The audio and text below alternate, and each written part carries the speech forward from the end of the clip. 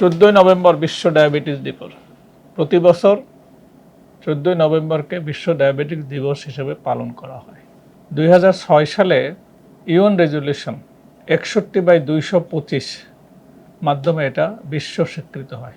অন্যান্য দিবসের মতো ডায়াবেটিস দিবস একটা দিবস, যেটা ইউএন রেজলিউশনে স্বীকৃত হয়েছে।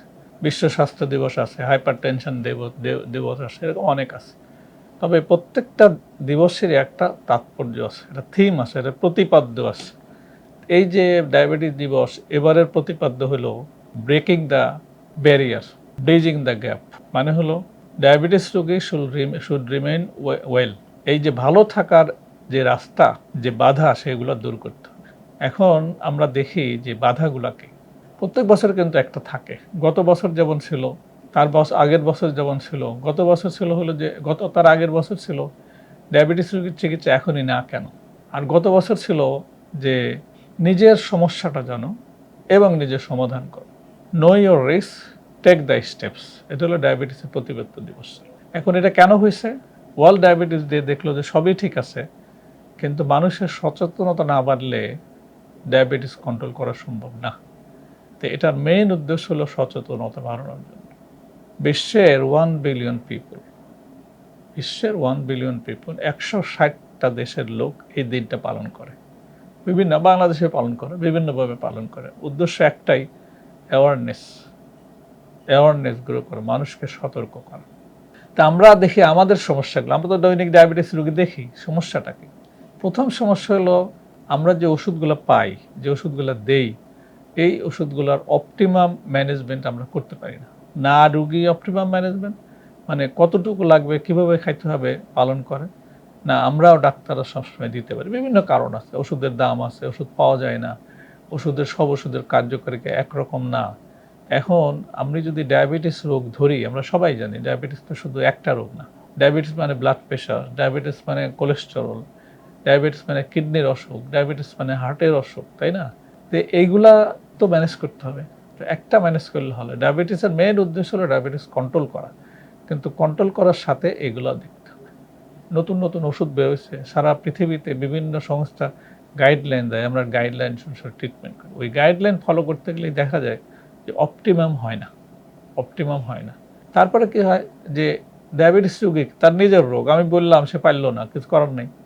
কিন্তু এই যে সেলফ ম্যানেজমেন্ট, ডায়াবেটিসের যে সেলফ ম্যানেজমেন্ট, এই এডুকেশনটা কমপ্লিট না। সবার দ্বার গোড়ায় আমরা এটা নিয়ে যেতে পারি না, কারণ সব ক্ষেত্রেই ঝামেলা আছে। ডায়াবেটিস রোগীর নিজেরও ঝামেলা আছে, আমাদেরও ঝামেলা। আমার যেমন বাংলাদেশ সরকারের কমিউনিটি ক্লিনিক বা উপজেলা হেলথ কেয়ারে কিন্তু একটা এনসিডির কর্নার, সরকার টাকাও দেয়, কিন্তু কয়জন লোক যায়, কয়জন লোককে হেল্প করতে পারছে? বাংলাদেশ ডায়াবেটিক সমিতি 102টা সেন্টার আছে, তার মাধ্যমে সার্ভিস দিচ্ছে, কিন্তু কমপ্লিট না। তো 20%, 30%-এর বেশি লোকের ডায়াবেটিস কন্ট্রোল নাই। আমরা সবাই জানি যে যাদের ডায়াবেটিস আছে, শতকরা 30 জনের কিডনি রোগ হয়, প্রায় 1/3 ডায়াবেটিস রোগের হার্টের অসুখ হয়। এগুলো কেন হয়? যেহেতু কমপ্লিটলি রোগী ফলো করতে পারে না, বা আমরা করাতে পারি না। এটা খুব ডিফিকাল্ট। ক্রনিক ডিজিজ হলে এটা ম্যানেজ করা খুব সমস্যা।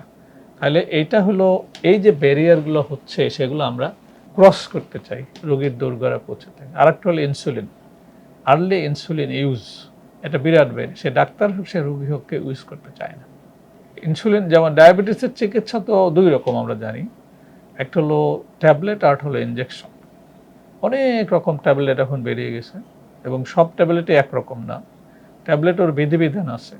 কিছু ট্যাবলেট আছে সুগার শুধু কন্ট্রোল করে, সুগার কন্ট্রোল করলেই দেখা গেছে, যেমন আমরা 1977, 1999, 1980, 2000 জানতাম যে সুগার কন্ট্রোল করলেই কমপ্লিকেশন কম হয়, বিশেষ করে কিডনি, নার্ভ, চোখের কমপ্লিকেশন, মাইক্রোভাস্কুলার কমপ্লিকেশন কম হয়।